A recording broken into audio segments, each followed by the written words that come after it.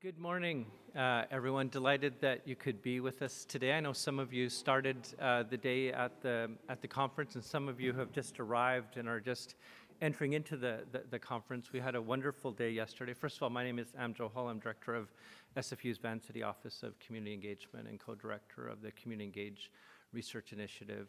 Just wanted to welcome all of you back here and look forward to a really productive, interesting day. We got things kicked off yesterday with a wonderful panel at the beginning and some keynotes from Dorothy Christian and from Ruban, and just a wonderful place to start from a critical orientation. We have a number of panels today and also keynotes as well this morning and this afternoon.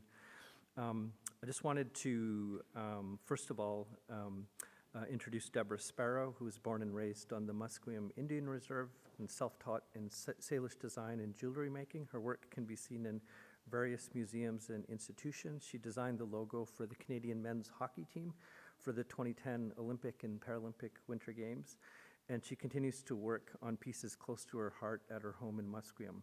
It's Deborah's hope to educate others about the beauty and integrity of her people's history through her art. Please welcome Deborah Sparrow.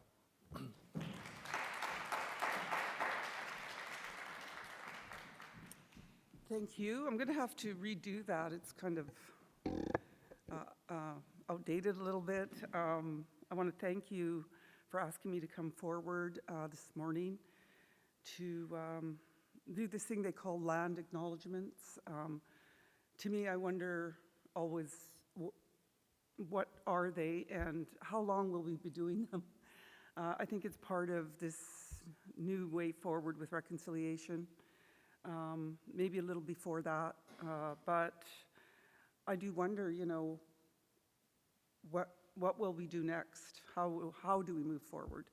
I think it's a question and we all ask each other, so I will start on behalf of my village, and I'm not going to call it a reserve anymore because to us it was never reserved. We've always been here, we've always been a part of this community, this village of Vancouver. So it's not a reserve, and we're going to change that language. Something I shared with my sister, and she said, I never thought about it before until you said it. Some people were, placed in different areas away from their original homelands, but they're always and will be our homelands. So we have so much to work on. I love the title of your conference called Horizon. As soon as I heard it, I thought about my grandfather, as I always do, and I will always talk about, because he's the one who holds, all of the knowledge that he shared with me, and only very little crumbs compared to what he knew and what his people know. So we were in Stanley Park, which all of you know is just around the bend, sitting where his mother's house was before it was burnt down by the RCMP. And we're sitting there, and I said, yeah, well, Musqueam's just like that way. And I said, what did you call Musqueam back in the day before it was what it is today? Because every one of our villages had a different name, and there was no Musqueam. It was a name that was brought forward by colonial government. So he said, well, it was the village over the horizon. So as soon as I saw yours, I thought of him again, and he's always reminding me of, of history through him, through his spirit. So I always bring it with me when I come to share with you how valuable and important these stories are that come from our history, which is now part of your history. And my friend this morning asked if I was one of the ones who did my master's with weaving, but it wasn't me, it's my cousin Ange, and that's actually what we're all doing. I may not have a degree in what I do, but my success is based, and I stand on my success with no degrees. My degree is in the way in which my people passed information and oral traditions, and I am proud to stand and say that I don't have an education in the colonial standards, and it's a rare event. So for me, that's my success based on my master's, listening to my grandfather, listening to the people, studying all of the ways in which colonial ways have done their best to assimilate us into a mind frame that doesn't give us the benefit or even the value of thinking that what we did or thought was valuable or part of an intelligence. So when I'm wearing what I'm wearing in representing my people, it's not about just wearing a blanket, it's about a whole history, a whole value system, a law system, a ceremonial system, and it's how I looked at my grandfather as a professor for me. My teachers are around me all the time, people who I know carry information, and all of us today basically carry information that comes forward because of residential school, and all of it, of course, stopped. So there's many works that we're all taking a part of and doing, and being confused about what establishes and makes us who we are if we don't have a degree in the colonial standards. And so for me, my grandsons who I work with now, I've been a part of their life since they were born, and I'm going to say my grandsons because my own children were part of that assimilated process, and they would just watch me all their life and smile and think that I was just over here doing something cute and pretty. They never said it, but they thought it, and they now are growing into knowing, and that word knowing, that what we do and how we teach is valuable. And I think that's what Ange and Jan, who I work with, and we're on a venture to wrap the city of Vancouver, if you may have seen or read about in the mural, with the Mural Fest. We've come together as 3 very important tribes in this Lower Mainland area to weave together our information instead of breaking it apart, instead of unspinning it, we're spinning it back together. And that's very exciting for us because, even in our own communities, they think art is removed from society, and we know it isn't. It's what we call the academics of arts, because we can't create and do the things we do without understanding the importance of mathematics and sciences and socials woven into everything we do. And that's what's important. And then we bring with us those important stories and values that come with it so that it's just not something pretty hanging on a wall. I had a conversation yesterday with a representative from the Vancouver Sun asking me the importance of museums to myself, and we had a long conversation about it. You'll probably read about it in the Vancouver Sun, and it's a challenge again for us, how we feel about museums that hold our history and yours, but we happen to be here in Vancouver, so we're going to concentrate on the people of the land and how they feel about it. But we're assimilated so well too that we can't house the things that could come back. So how do we see ourselves? How do we see those masks hanging on a wall in the gallery? Are they just a mask? They're no longer regalia, they're no longer danced, they're no longer sung in some ways, in some villages. So there's many questions that we ask ourselves and discuss and sometimes don't agree. And so with reconciliation, how are we going to do that? What makes our communities not only on reserves but here in the city? And I think, to me, coming along my journey and my path, I'm excited for what's to come, and I'm going to stay on the path of the lighting, the enlightenment, that with the light, we've been in the dark for many, many years, and we're coming back into the light. And with us comes that ability to feel and know that what we do is as valuable and as important as anything in this world. And Louis Riel said, the artists will sleep for 100 years, maybe a little longer, and it is them who will, save this world, so to speak. And I think that's exactly where we're coming, is full circle. We have to, as human beings, know that whatever culture we come from and teachings, that they are the foundation of who we are, not so much what we're learning in the universities about someone who wrote a book about us and teaches other people. We are the teachers. We are the holders.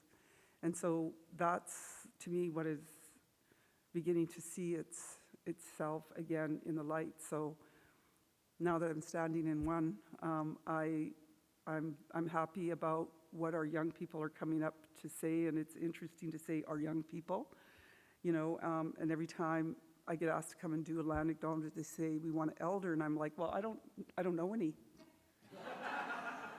And why are you laughing? Because in our community, again, I was with one of my elders yesterday, and she's like 85, and I shared this with her. I said, I don't like going out and people automatically think because you're over a certain age, you're an elder, and we have a vision of this elder, you know. But what I know, I knew when I was very young. It doesn't have anything to do with because I'm a certain age, I'm an elder now and I'm knowledgeable. I've always been. I've always been blessed with the ability and the insight to see things in a way that other people don't because they've been taught away from themselves, as we do to our children. We clone our children. We make them what we want, not who they are. But I've given my kids the freedom to do what they need to do. And my elders are still sleeping right now, so they wouldn't be here. And they're over 80 and 90, and they're still thriving. But they don't feel the necessity to do this because those elders are the ones that came out of residential school, the trickle effect. I'm a trickle effect, but I've been blessed. I've been fortunate, and blessed is the word, to do my own healing, to search deep within myself and then connect myself in a way that isn't taught in this lifetime either. And it's taught in many cultures, but it's called either religion or faith or whatever we want to name it. We had it here too. What is it? Is it an entity? Is it a god? Is it a goddess? We haven't really got the answer for that. All we do know in our culture here is that it connects us to a place in our DNA where there is information, there is knowledge, and we must trust ourselves to believe that there is a connection that we can't even see. And you all know that scientists are finding that there is knowledge in every deep cell in our body. And sometimes we draw on that. When I stand in front of my loom, when I'm working on murals, I'm not doing it because I want you to know me as an artist. I want you to know my people. I want you to see their intelligence.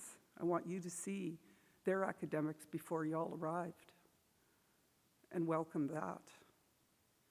And that's my responsibility, to be the voice of the people who were so wrongly done in these villages and communities.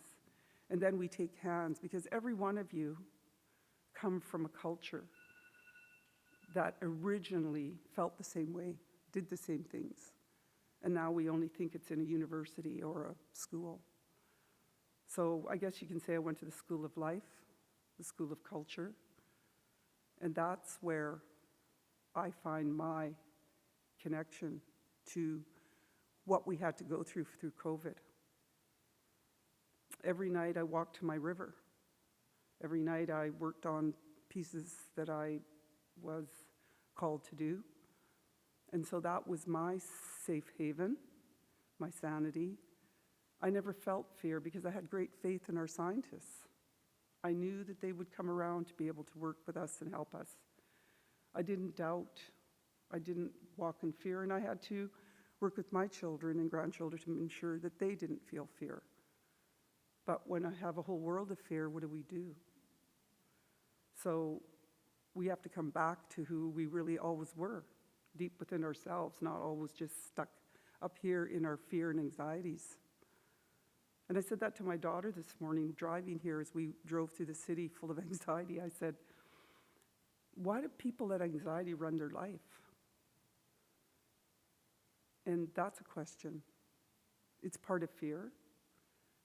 And so I invite you all to come back to the loom and work on it in the ways that work for you, because every one of us are weavers. And there you'll find so many answers to so many things that are not written. And that's what villages and communities are going to hopefully come back to. All of you in your conversations about what it means. That to me is where we're going. So we're actually coming full circle into a new kind of thinking that's actually very ancient.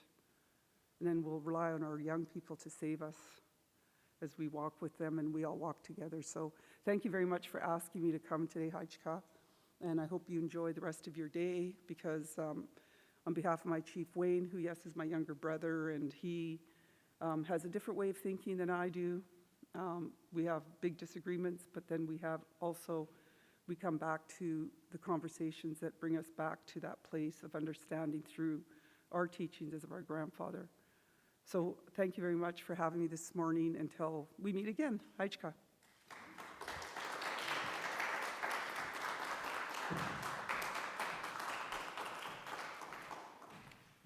Thank you so much for your words, Deborah, and for starting us off in a good way this morning. Thank you. Our next guest, a number of you coming this morning might have taken transit, walked here, or drove here, but our next guest who will be sharing some words and talking about a project has cycled all the way from Winnipeg to be here. We're going to be... yeah, for real, yeah. We're going to be working on a Horizons community Mosaic, which is going to be up on the main floor lobby, and here to talk to us more about it and give you a background and introduce himself is Professor Bruno d'Olivier Jaime, Assistant Professor at the University of Manitoba. Please welcome Bruno.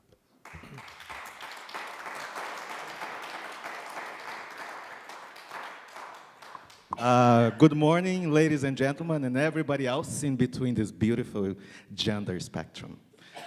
Good morning. Good morning. There you go. There you go. My name is Bruno, and thank you so much for the organizers, and thank you so much for having me here. And before I start, I have a question for you. Put your hands up in the air if you used to play dress up as a kid. I did too. You didn't? How come? Oh yeah, you did. Okay, good. We used to play dress up a lot growing up in Brazil. I used to wear my mom's high heels shoes all the time, and she would get upset because I was damaging them or something. But this morning when I was coming in, I stopped at a coffee shop. I'm not a very morning person, so I was not in my best of the moods. It was early. And behind me, there was this little girl.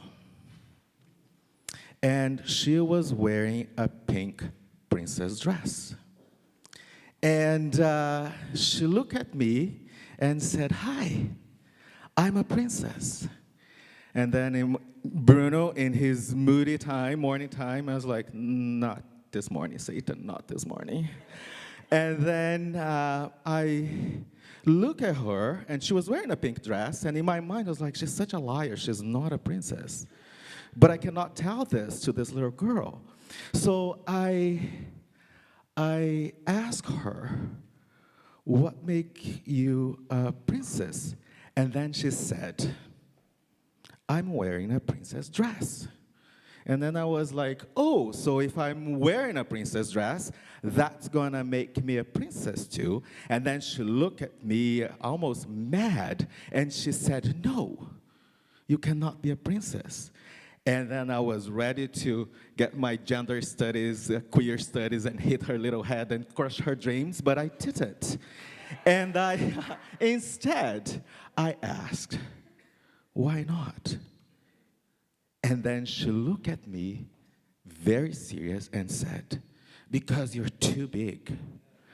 Oh, okay, because I am too big. So that changed the story. And then I start asking her questions, and I asked her, "So where's the king? Where's the kingdom?" And then she started telling me these stories about the king, about the kingdom, about the castle. And at that very moment, using her imagination, she sucked me into this absolutely magical world that she created herself. and I was not in a coffee shop anymore. I was walking with this little girl in this beautiful garden in her kingdom around her castle. So children and adults, we use a lot of our imagination. This is probably like the most terrifying photograph that a parent could see. I used to draw a lot on the walls of my mother's as a kid, and they were never really impressed by it. Little did they know that 20 years later, I was writing on walls in New York in one of the biggest mural festivals in the world. So if you observe what kids do, everything that kids do kind of makes sense. They use their imagination. So when we used to draw on the walls, that's exactly what graffiti artists do. If you see kids playing on the sand, making castles with sand on a beach on a summer day, that's exactly what architects do. We play dress up as a kid. That's exactly what actors do.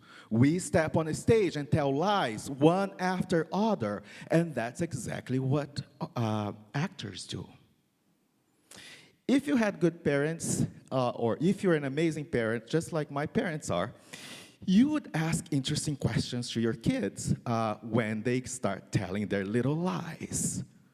Mom, guess what? What?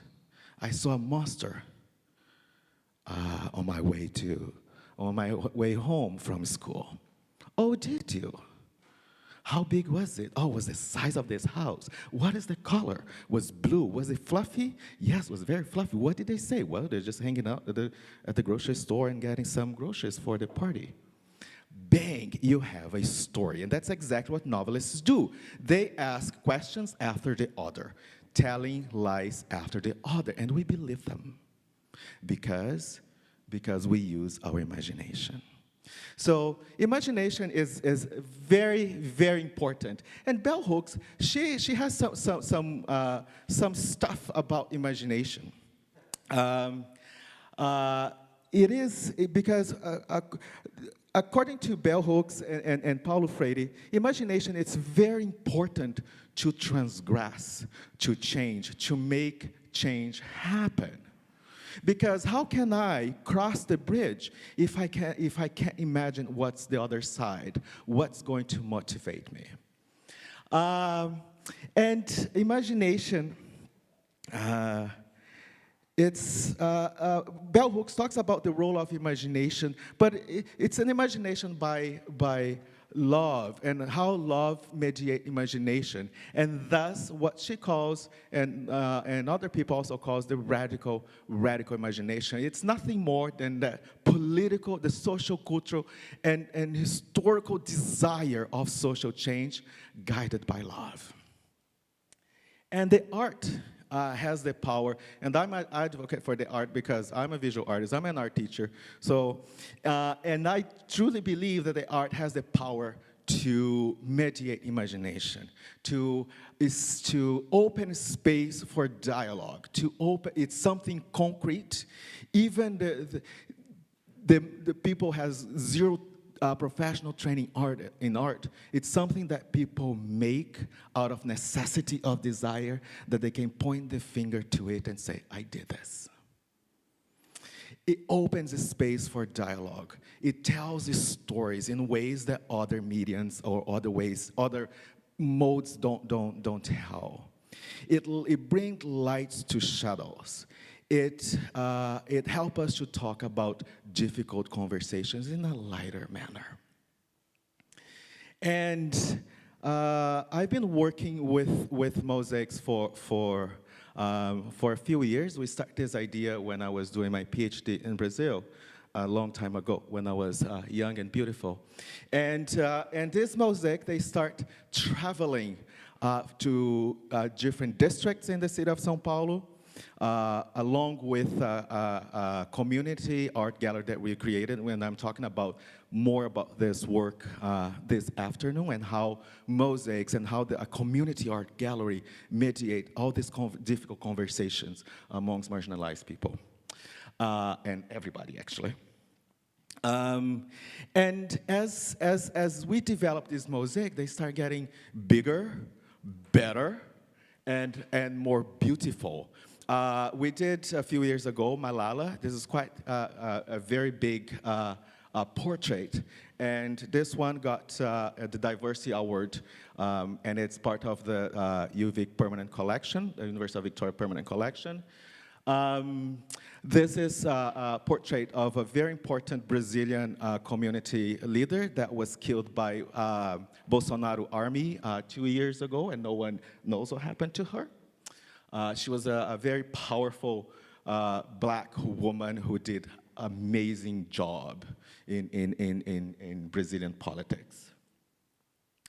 So these mosaics, they've been growing and growing and growing. And before I finish this, I want you to ask you a question. But I want you to answer the question to your heart. You don't need to speak out loud right now. And the question is, how do you imagine a new horizon for community engaged research? 2 minutes, 1 minute. How do you imagine? Remember, imagination, a radical imagination, guided by love. How do you imagine?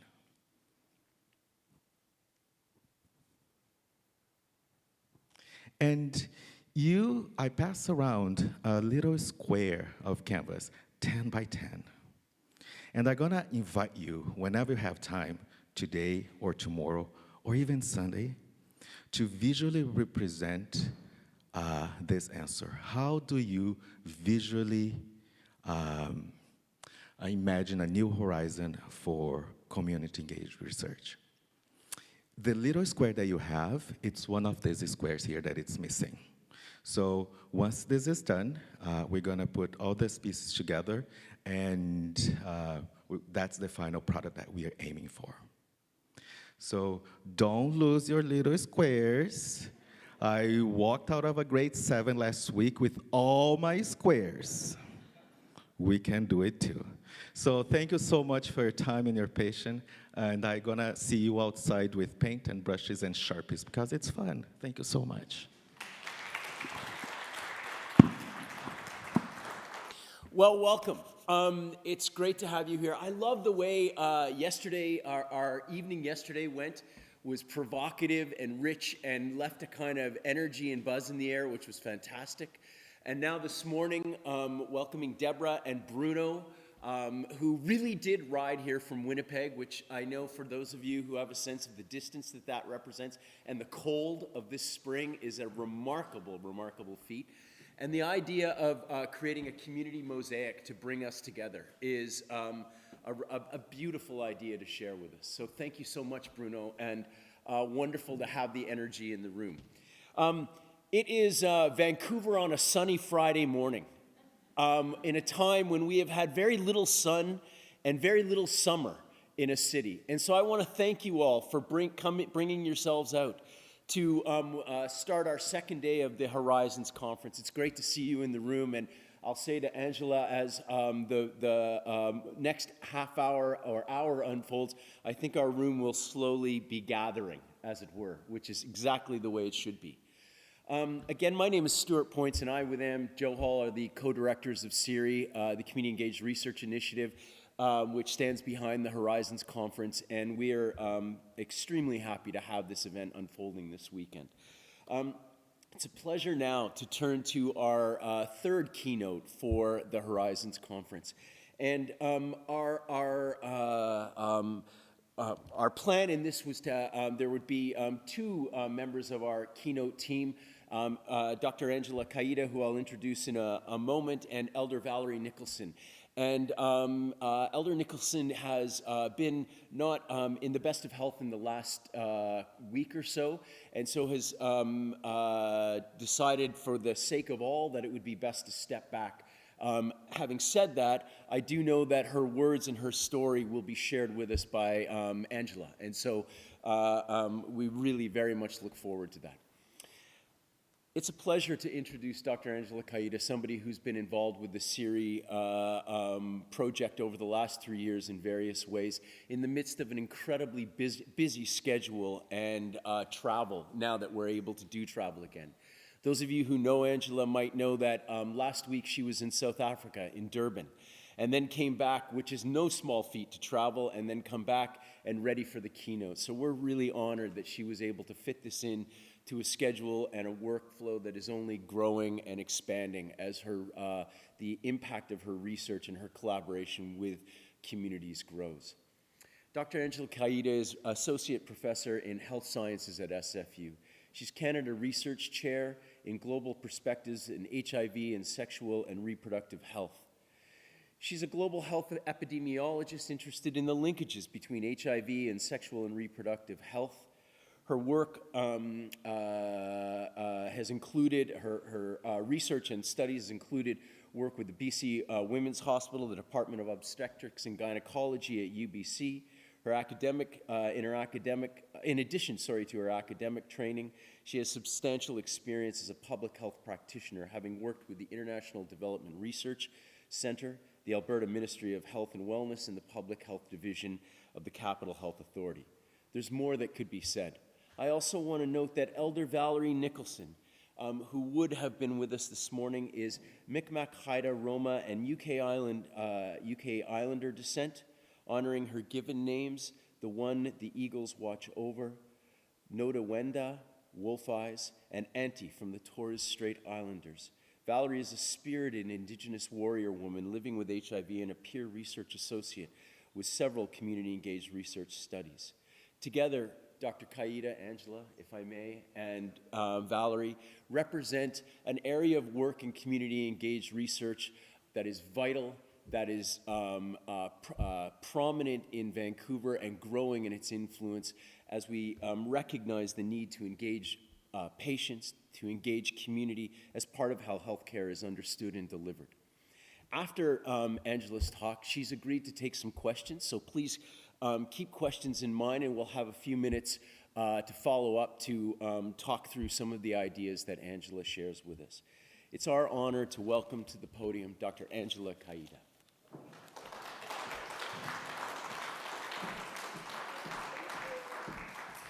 Oh my gosh, that was a very generous introduction.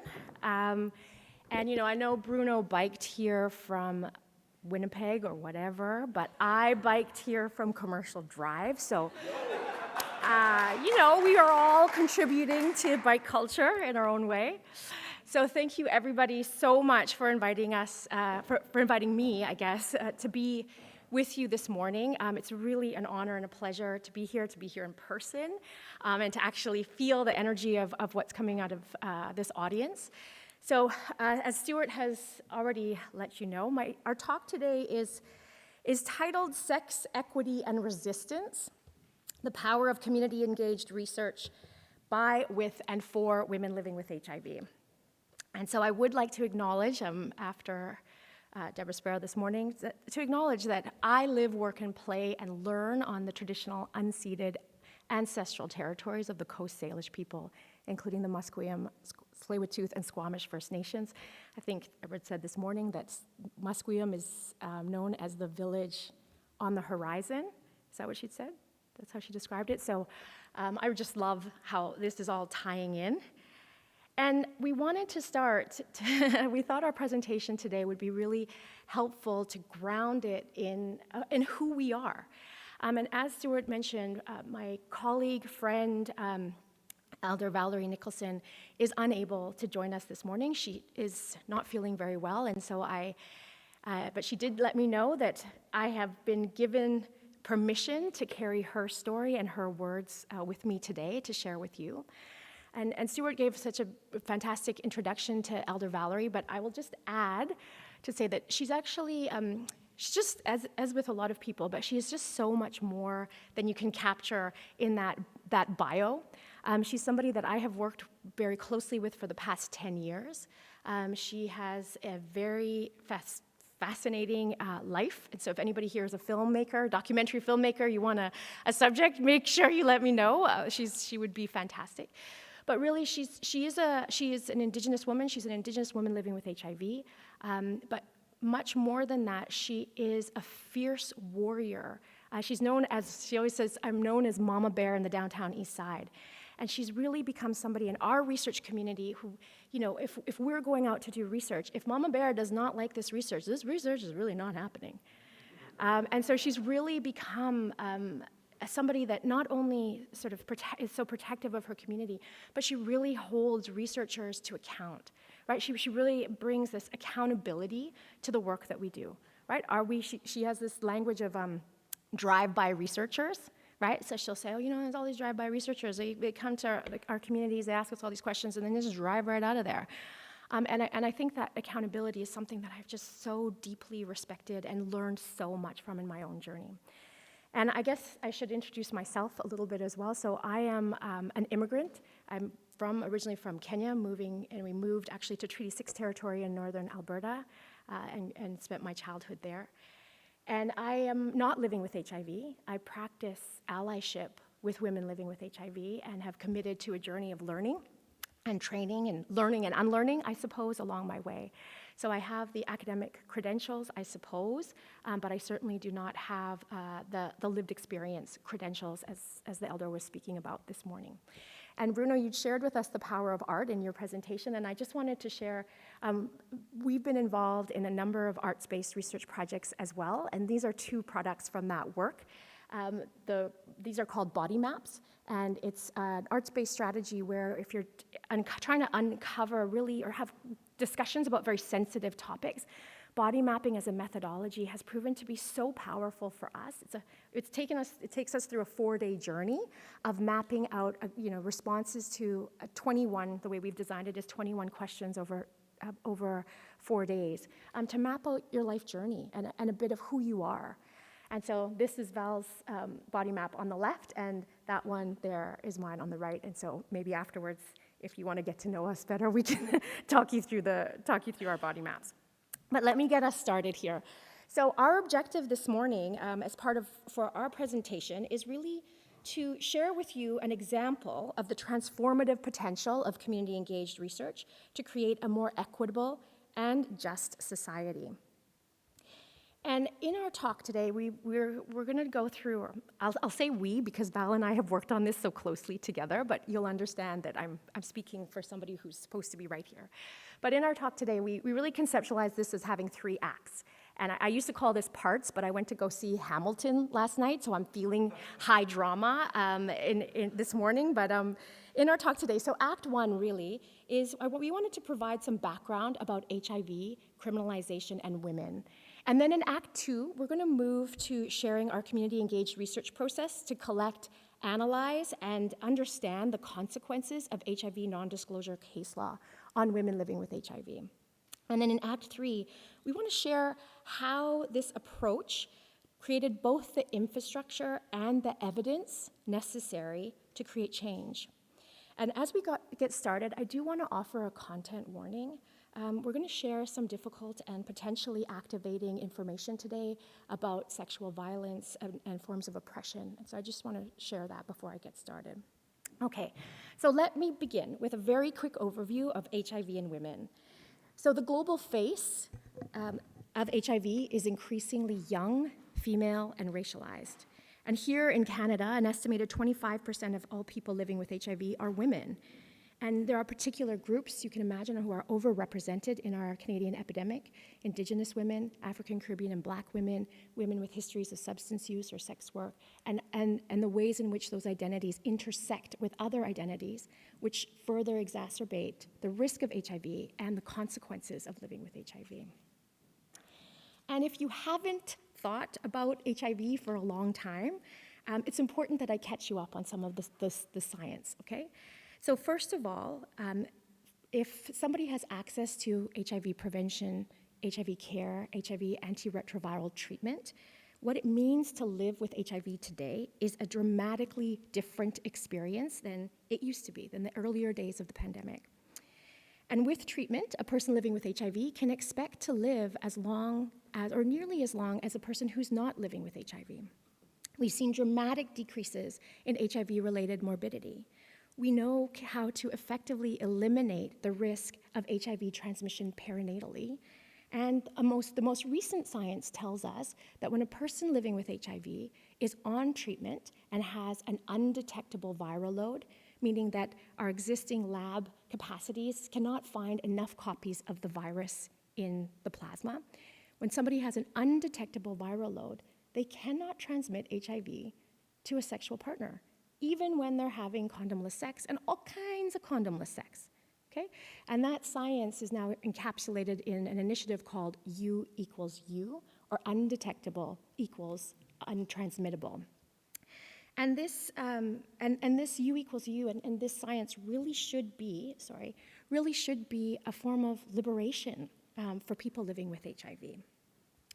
But despite these dramatic clinical improvements, one feature of HIV has really barely changed at all, and that is pervasive HIV-related stigma and discrimination. Our own research among women living with HIV across Canada really brings home this point, where we learned that approximately 2/3 of all women have been hurt by how others have reacted to learning that they have HIV, have been afraid to tell others that they have HIV, and agree that most people living with HIV are rejected when other people find out their HIV status. And these experiences of HIV-related stigma and discrimination extend beyond the individual level. They manifest in our structural environments, including our legal environments. And so now I'd like to ask you, the audience, a question. So here's the statement, and I'd just like to hear from you. Do you think this is a true or false statement? People living with HIV in Canada can face criminal charges and be imprisoned if they do not disclose their HIV status to sexual partners. So if you think this is true, you'll shout true. If you think it's false, you'll shout false. If you're like, I have no idea, you'll say, I have no idea. Okay? Ready? Is this what do you think about this statement? True, false, or no idea? Dang. Okay, you guys are up. You guys are up. Maybe you read the abstract. This is great. Yes. I mean, I'm happy, but I'm not happy because sadly, this is true. This is true in Canada. And Canada is one of 72 countries around the world who have adopted laws that specifically allow for HIV criminalization. And in fact, we here in Canada have produced the second highest absolute number of convictions for HIV non-disclosure, second only to the United States. And so you'll excuse the busyness of this slide, but I thought it was very important for me to outline for you what the legal conditions are here in Canada. Okay, so I'll walk you through what the law is here in Canada. So in October of 2012, the Supreme Court of Canada ruled that people living with HIV can face charges for failing to disclose their HIV status to sexual partners prior to sex that poses what the court referred to as a realistic possibility of HIV transmission. And this is based on a legal interpretation of HIV transmission risk, not the scientific information that I shared with you earlier. And the legal obligation to disclose remains whether or not HIV is actually transmitted or whether there was any intention to transmit. The law is about the disclosure of HIV status. And there's only one circumstance under which the duty to disclose is averted. And that's in the case of where the person living with HIV both uses a condom and has a low viral load. The court used a cutoff of less than 1,500 copies per mil, just to be specific, but that was their definition. So we know that either a condom or being virally undetectable is sufficient for HIV transmission, but the court required both conditions. And so there are no HIV-specific laws in our criminal code. And so sexual assault laws are those that are most commonly applied in cases of HIV non-disclosure. And here, the court considers that non-disclosure of HIV status violates the consent that was given for that sexual encounter, making that encounter a sexual assault. And the most commonly applied charge in cases in Canada is actually aggravated sexual assault, which is one of the most serious criminal charges in our criminal code. And the court considers the sexual assault to be aggravated because in this case, HIV is the weapon. Okay? And so if convicted a person who is charged under these laws faces imprisonment and mandatory registration on a national sex offender registry. Okay, I have to also share with you that this is an exceptionally punitive law, especially compared to other sexual assault convictions. So the average duration of a prison sentence for somebody convicted under HIV non-disclosure is 54 months, which is more than 2 times longer than other charges of sexual assault. Okay, so just keep in mind that this is not a case where HIV has actually even been transmitted. In fact, in most cases, there is no transmission. It is about the disclosure. So a reasonable question at this point might be, like, so does the law work? Like, what is it supposed to be achieving? And I mean, despite whatever presumed intention is behind the law, what we have is evidence that reveals that punitive approaches to HIV disclosure do not actually function to increase disclosure in practice, nor do they increase safer sex practices, and really, we don't have evidence of a discernible public health benefit of these laws. But what we do have is about harm. We have evidence that the gendered complexities of HIV disclosure really suggested that the law creates potential for disproportionate harm, particularly for women, and particularly for women living with HIV.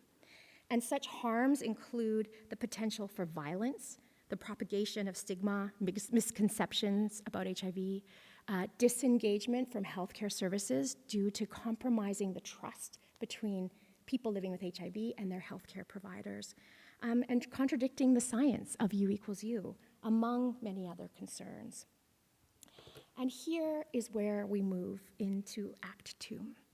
So the forms of these kinds of these concerns really led community organizations and other leaders to identify a need for community-engaged research about HIV criminalization that attended to the safety of women living with HIV. And so Valerie and I are part of a national team of researchers, clinicians, women living with HIV, community advocates, and other stakeholders who came together to create a dedicated community-engaged research team called the Canadian HIV Women's Sexual and Reproductive Health Cohort Study, or CHIWOS. You can see we took some major liberties with coming up with this acronym. But throughout our work, we really abide by the nothing about us without us principle. And so the research is driven by, with, and for women living with HIV, and we really embrace this approach to resist stigma, but also to celebrate the lives of women and to advance health and well-being of the diverse community of women living with HIV across Canada. And I'll just share with you briefly a bit of our methodology, the study is a multi-site, longitudinal, community-engaged research study, and we're guided by critical feminism, anti-oppression, and social determinants of health frameworks. We apply community-engaged research principles in our work, including creating 3 provincial community advisory boards and a national steering committee made up of stakeholders in HIV and women's well-being across the country. And as part of our efforts, we hired, trained, and support a national team of 37 peer research associates, or PRAs. And in our study, PRAs are women living with HIV who complete research training as part of our team. And PRAs then recruit, enroll, and complete longitudinal surveys, in our case with over 1,400 women living with HIV in the 3 study provinces.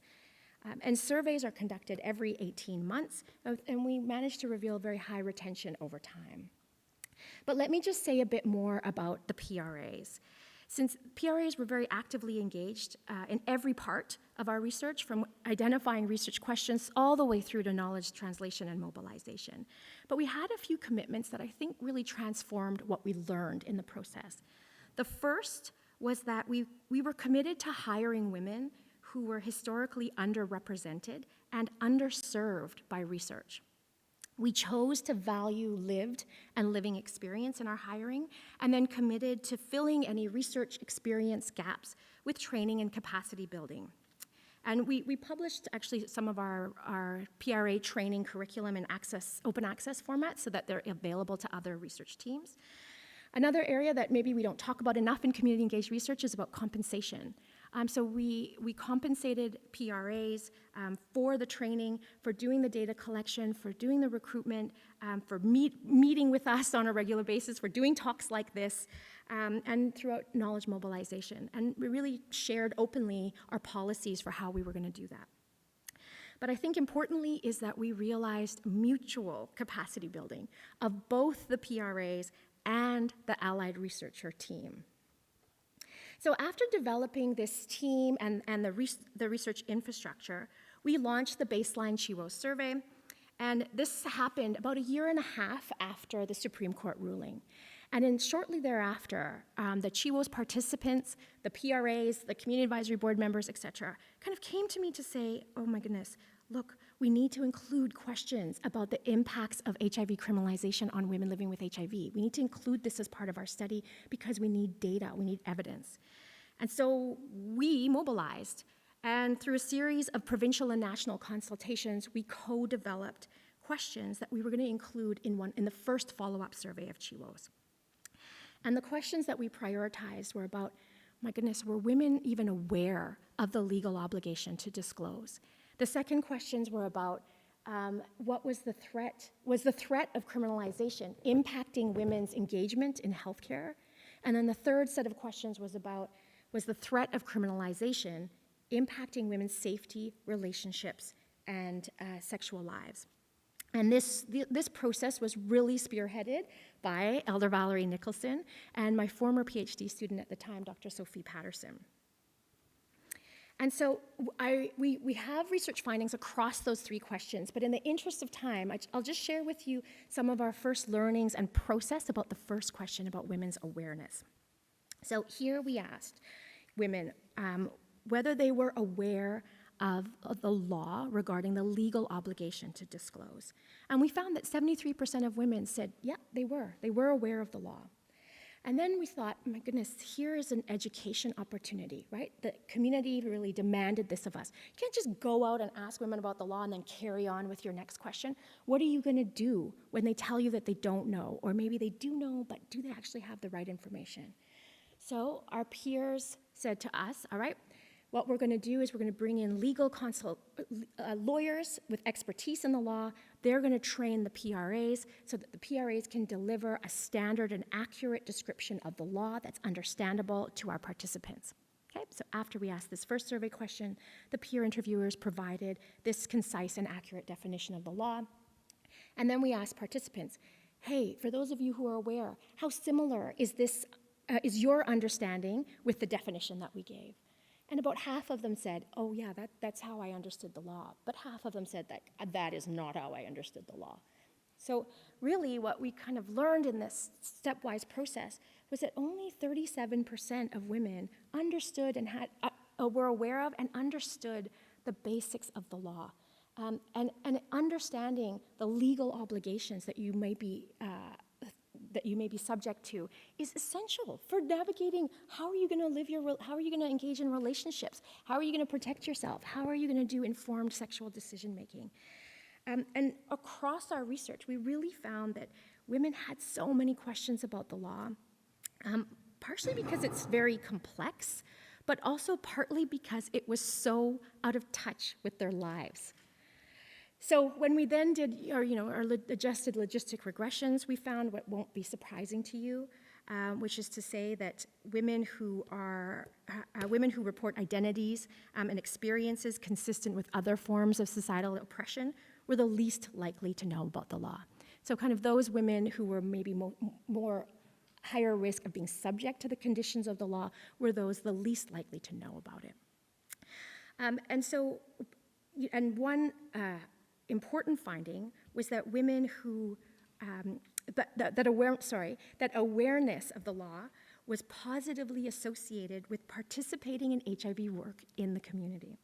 So this really further emphasized for us the benefit of community engagement for facilitating access to critical information. And so Here is where one of the points in the presentation that Val wanted to share a personal story. So if you can try to imagine that it's not me, but it is a beautiful Indigenous woman sitting up here and sharing this with you. And really, one point that I think she really wanted to drive home, and I'll use first person because these are her words, but she says, as a woman living with HIV and a peer research associate on Chiwo's study, I'm responsible for asking women the survey question. And it really hurt me to learn that so many women do not know about the law. Many won't know about the law until they face an actual charge or the threat of a charge. And before our study, researchers, healthcare workers, and other service providers were not telling women about the law and the potential legal consequences of HIV non-disclosure. Many of these people were not up to date on the law themselves, many of these so-called experts. And it was the leadership of the PRAs who insisted that if we were going to ask women about their experiences of the law, we had to make sure that we provided them with accurate information about the law. And we saw that as a deep ethical responsibility. And just by sharing this information, we learned that our participants had so many questions about the law. And many of the questions revealed that women, yes, were confused, but not only because they have incomplete information, but because the law is confusing. And you can see some of their questions here.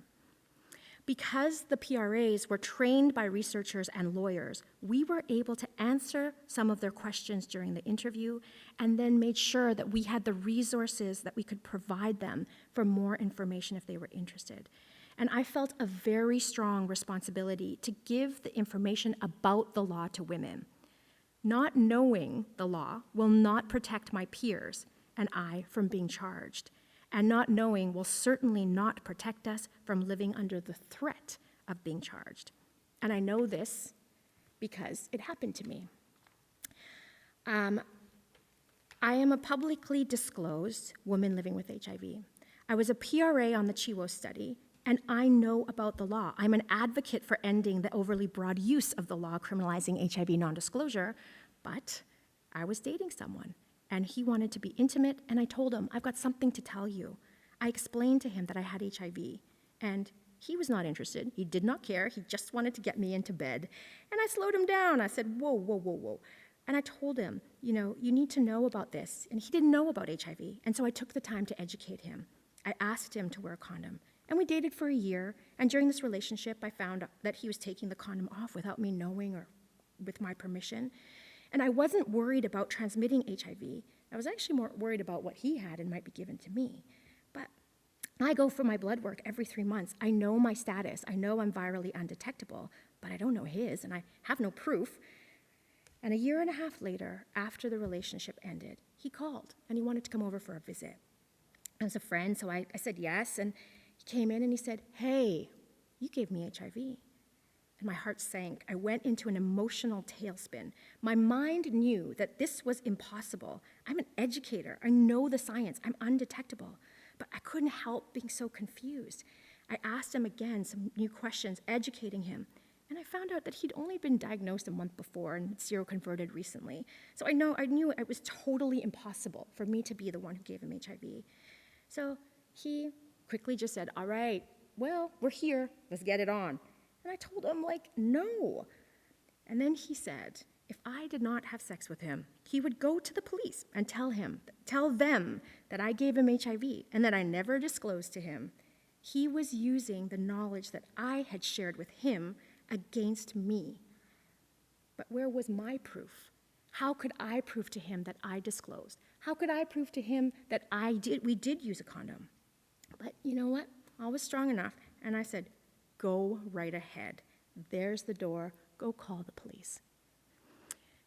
That sounds strong, but I lived in fear for the next 6 months, waiting for that knock on the door, and I jumped every time the phone rang. I was always looking around, and I was just paralyzed with fear whenever I saw a police car. And I'm a strong, educated woman living with HIV, and I just think about those women who are not, and what it could mean for them if they're in a controlling or violent relationship. Where's their out? Where's their justice? So I'm going to bring us back out of that story to share with you that while we gather our research evidence, we are doing our job as researchers to publish what we're learning in peer-reviewed journals, making that research and evidence available to the broader community. But these stories are really what live behind what we're learning, okay? And so when I say what we learned about HIV criminalization using a community-engaged research approach is we learned a lot. We've published extensively, as I've said. We've learned the ways in which women say that the law makes them less likely to report incidences of violence. They're more likely to experience sexual violence in their own intimate relationships, that they have high anxiety and fear of engaging in new relationships, and really that women were being prevented from fully realizing the liberation and normal quality of life on offer with U=U. But the research showed us other things as well. So despite this serious and really difficult topic, women could really identify the absurdity of the law and how out of touch it was with their reality. And throughout our research, certainly there were tears, there was anger, but there was also laughter, and there was comfort found in the support of peers and allies. And in one of our linked arts-based research studies called WATCH, the one I shared at the beginning with the body mapping, we really wanted to go a bit more deeply into women's experiences. And as part of that process, we asked women, is there a message that you'd like to share with the public about your lives and criminalization? And there was so much strength and power in these messages. So they reminded us, we are not a problem. We are part of the solution. HIV positive people have rights too. And being HIV positive is not a crime. And women also underscored how the law is a bigger risk to them in their lives than actually living with HIV. And this was a critical point. The laws criminalizing HIV non-disclosure have often been pursued and defended as being about protecting the sexual well-being of women, but the experiences of women living with HIV really undermine this argument. They are protecting themselves from the law. The law is not protecting them. And across our available evidence, it's clear that we are charging and threatening some of the most vulnerable women in our communities under a law that serves no discernible public health benefit. And so this community-based, community-engaged research approach helped us to build the relationships, to center women's experiences, to produce findings that expose the injustice and inequity at the heart of the law. And what did we do with these findings? So this is really Val's story to tell, and so I feel very awkward trying to share it on her behalf. But what we experienced is that Val and other women that we know are part of a Canadian coalition to reform HIV criminalization. And they are fierce advocates. They are extremely good at what they do, but they were missing research evidence. And what we were able to do was just share our findings, our research findings, and we could meet to discuss, this is what this means. This is what a logistic regression does. This is what it helps us to uncover. And they then could use this data and take it to the top. I mean, they were meeting with ministers of health, with the Justice Minister, the Attorney General here in BC, the Attorney General in Ontario and Quebec, and taking these findings and this message with them everywhere that they went. And Val was invited to the House of Commons. There was a standing committee on justice examining the impacts of criminalization. And she was invited there to present her story and was armed with our research to make a difference. And so we have seen some movement on this front. It's very difficult, of course, to make legal change, but we've seen some movement in how guidance is being offered on how to prosecute cases of HIV non-disclosure. And two important movements that we found was that really there was an HIV exceptionalism. Why were we singling out the experience of HIV? And why were we talking about disclosure, not about actual transmission or intention for actual transmission? And these are changes that have come forward. The second major change that's come forward is around a call from the standing committee about the importance of including the HIV/AIDS community in any deliberations about the law. Our research was also used to inform both global and national consensus statements, really calling for the end of over-criminalizing HIV non-disclosure and asking legal and justice experts to be up on the science of HIV transmission and disclosure. So I want to just wrap us up this morning by sharing with you a few reflections from our experience of engaging in community-engaged research. So first is that, yes, our research was conducted because of a call to action from the community.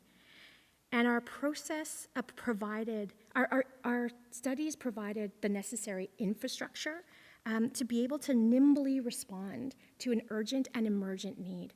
So it's more than just, there's a question, we've got to pursue the answer. It's about creating an infrastructure that enables us to act when we need to.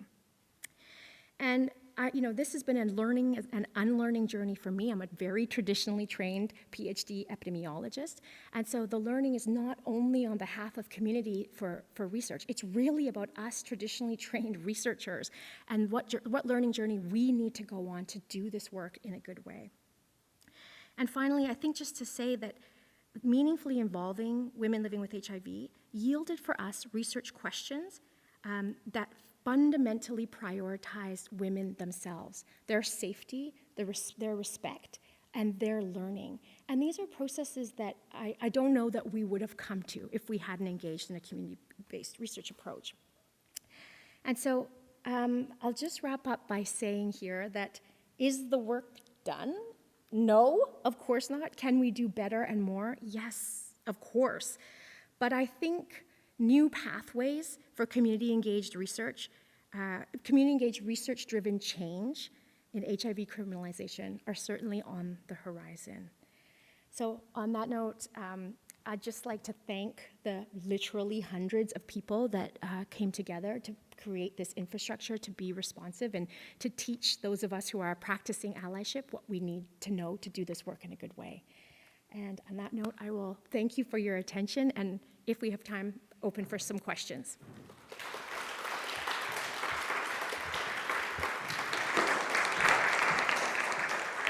That was fantastic, Angela. Okay. Angela has agreed, and we have some time, 10 minutes or so for some questions and dialogue back and forth. And so the floor is open, and I don't know, Angela, if that light is muted now and you're able to see. I can see. Maybe I'll point to folks, and if you need a light, I'm happy to run one out. Any questions or comments to start off? Yes. Cool. Thanks, Sean. Great to learn about your project, how deeply embedded it is in the community. Can you speak a little bit to either a longer-term relationship you have with the community, or how you build relationships to get to the point of engaging with research, how you, as you mentioned, Valerie's role in designing the research project Yeah, what a great question. I think it's everybody will say, it's an ongoing process. In meeting Valerie and a few other women living with HIV, who I would really call gatekeepers to the community, and really doing the kind of the relationship building and trust building work of, like, this is what's a priority for us. This is what my skill set is. This is my expertise. This is my expertise. And starting to determine that foundation was our first step. We pursued, after building some of those relationships, we pursued what we called an environmental scan, as in we really spent, I'd say, 6 months figuring out in BC who are the stakeholders in these questions, right? In the health and well-being of women living with HIV, who are the stakeholders? Some stakeholders know who they are, and some stakeholders don't know who they are. You know what I mean, right? There's some people that make a very big difference in whether you're going to achieve good health and well-being. They don't know that they might be standing in that way. So we did a very comprehensive environmental scan, identifying individuals and organizations with mandates that were consistent with our goal, which was transforming the health and well-being landscape of women living with HIV. Right? We set that as our goal and our vision. And as we did that environmental scan, we started to take note of like, okay, this group is having a meeting or this group is having a conference. Why don't we submit our work to this meeting or this conference and see if we can start, developing these relationships and really kind of just putting ourselves out there to say, this is work that our team is really interested in pursuing. Can we do this together? And that's a fraught process. So sometimes you show up at a meeting and there's a steering committee meeting of this organization and you show up and they're like, nobody cares. Like literally nobody cares about what you're doing, and then you carry on. And sometimes you show up and you say, this is what we're really, this is what our community has identified for us. This is how we'd like to pursue it. And they're like, this is really aligned with our vision as well.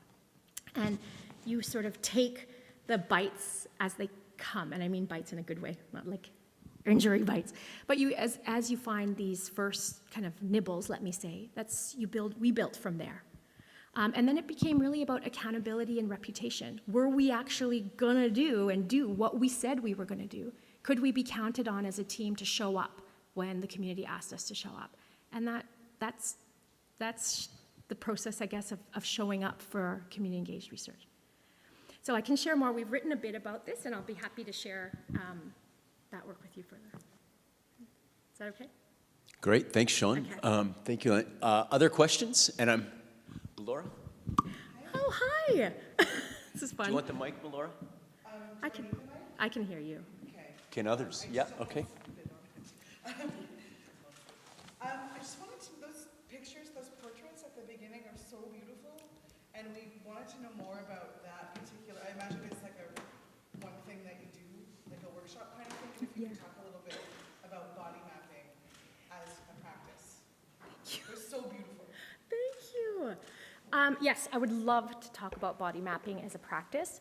So essentially, as I shared at the beginning, I'm an epidemiologist. It means I'm a quantitative scientist, and that there's questions that we just can't get to in quantitative sciences. And so I've partnered with a social scientist from McMaster University who uses qualitative methods, and we were trying to figure out what is a strategy. Like when you're talking about criminalization, there's a lot at risk.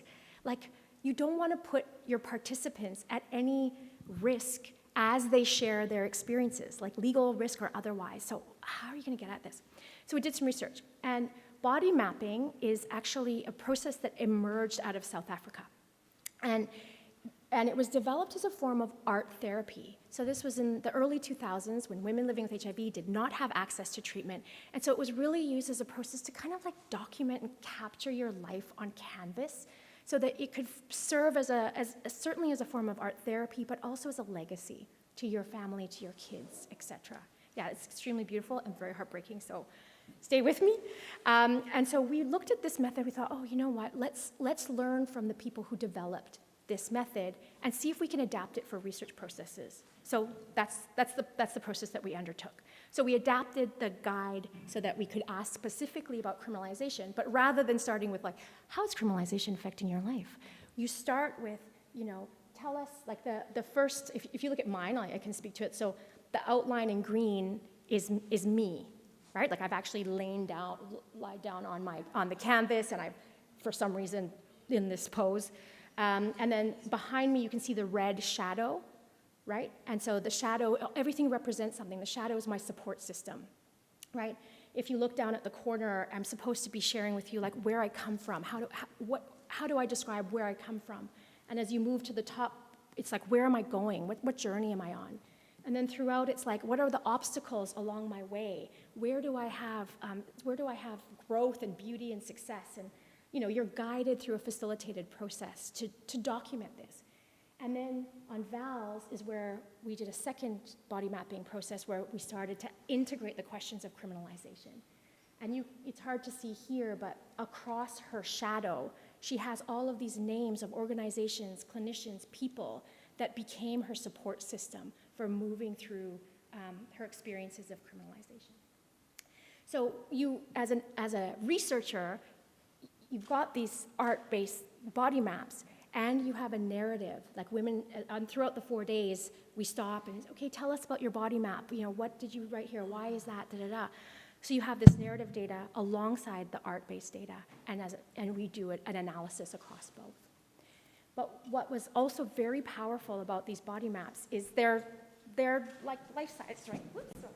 They're like this, they're this big, they're humongous. So we got them printed on these poster things, and we took them to a conference in Amsterdam, and we set up, you know, like a gallery, and we just invited people to walk through, like experience what these stories are trying to tell us. And that's just a way that we can share the emotion of criminalization in a way that the quantitative research just can't get across. So it served us well as a research methodology to collect data as well as a knowledge translation method. It's like a form of interview. You use an interview, but you can use the narrative data. Oh yeah, the narrative data, and every member of the team, like who was going to facilitate the body mapping workshops, actually completed like an experiential learning of the body map, so you understood the emotional journey that you go through over these 4 days, right? So that we were prepared to support our participants. Yeah, thanks for the question. It's great. I think we have time for one more question. Yeah. Please. As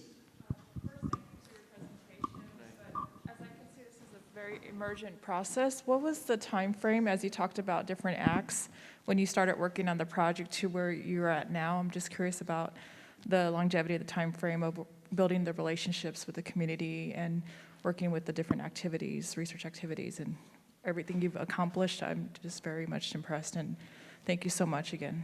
Oh, thanks for the question. So even though I'm a very young person, this work has really been a 10-year journey so far. And so I finished my PhD in 2012 and really was not working in community-engaged research models for my PhD. And so it's been really the last 10 years that we've developed these partnerships, built this team, built this infrastructure, and built the kind of collective research team knowledge. So it's been 10 years now. Thank you. Yeah. Is that motivating or demotivating? No, it's currently working on community-based research at the university I work with, and it's been 2 years, and we feel like we're still in entry process of and I just seeing how legislative policy making and change is something that I'm hoping to move towards. Thank you. Thank you. Thank you. I think it's a good time at this point to thank Angela. That was fantastic. So grateful for what you've shared. I know I had questions that I want to ask, but we'll follow afterwards. I'm here. And excellent. So first off, a hand for Angela. Thank you so much.